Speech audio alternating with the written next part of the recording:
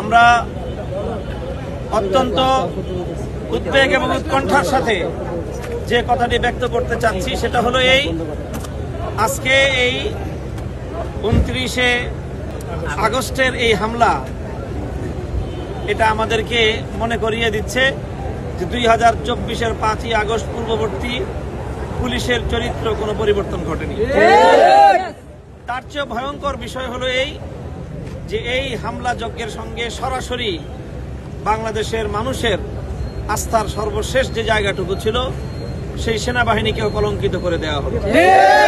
সরাসরি সেনা সদস্যরা ওপেন জাতীয় গণমাধ্যম এবং বিভিন্ন মিডিয়ার উপস্থিতিতে এইভাবে একজন দেশের বরেণ্য রাজনৈতিক নেতার উপর হামলা পরিচালনা করতে পারে, এটা সভ্য এই পৃথিবীতে কল্পনা করা সম্ভব না।